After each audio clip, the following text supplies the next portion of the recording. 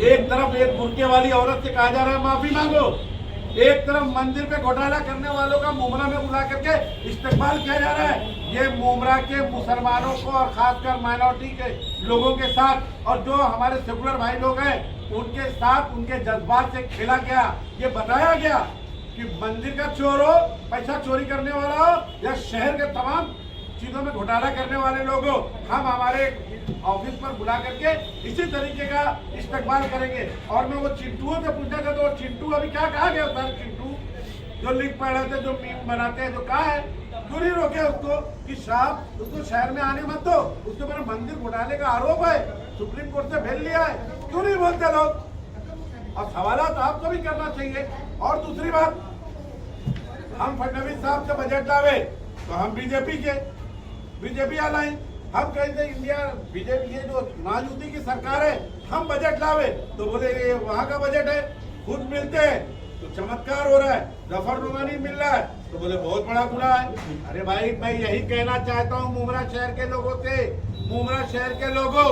और आपका एक सवाल है इस्लामुद्दीन भाई, आपने कहा कि अजीत दादा पवार साहब मंत्री है, वो उससे ज्यादा ऐसा लगता है कि एकनाथ शिंदे साहब या अवार साहब उससे ज्यादा पावरफुल है। हाँ, क्योंकि पालक मंत्री जो होता है वो डिस्ट्रिक्ट का मालिक होता है, वो एकनाथ शिंदे साहब है। एकनाथ शिंदे साहब भी डिप्टी सीएम है।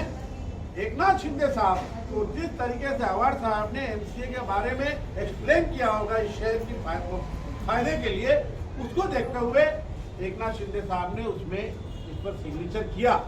मसला यह है कि तिगड़ी सरकार है, वो एक दूसरे के एरिया का जो हल्का होगा उसमें इंटरफेयर नहीं करना चाहती, क्योंकि ये श्रीकांत शिंदे साहब का एरिया भी है, इसलिए उन्होंने बहुत ज्यादा इंटरफेयर नहीं किया। लेकिन हमको बुरा लगा, हमको ये चीज गलत लगी, उसके वो गलत लगी तो हम लोग ने एकनाथ शिंदे साहब के पास अपनी बातों को रखा।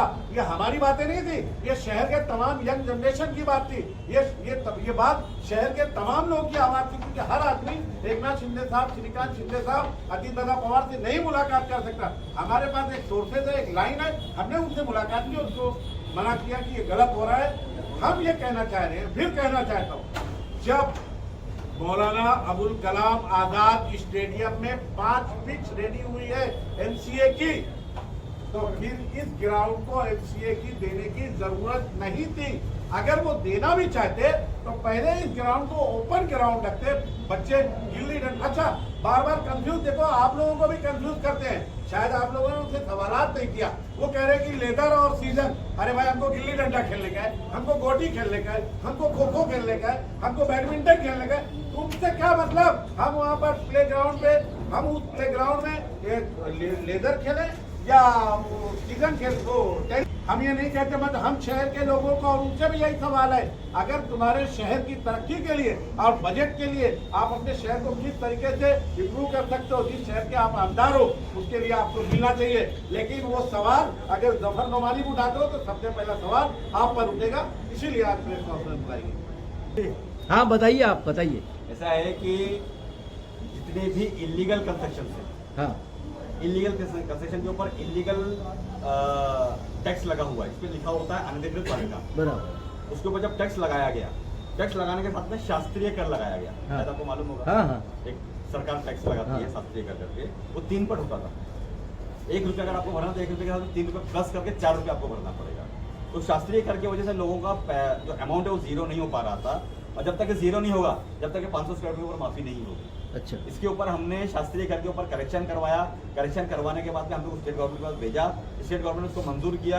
मेरे को हमें उम्मीद है कि इस हिवाली अधिवेशन में जो 5 दिसंबर में जो हमारा नागपुर का अधिवेशन चालू होगा, हाँ। उसमें वो इंशाल्लाह जीआर उसका निकल जाएगा। उसके बाद में मैं आपको फिर बोलता हूँ आपको मैं कि आपका माफ होने के बावजूद जब तक आप अपना पुराना थक बाकी क्लियर नहीं करेंगे, जब तक वो माफ नहीं होगा, जब तक आपका अमाउंट जीरो नहीं होगा, जब तक वो माफ नहीं होगा। पहले आपका पुराना आपका थक बाकी माफ खत्म करना पड़ेगा, उसके बाद जीरो होकर आपका 500 स्क्वायर फीट फ्री हो जाएगा।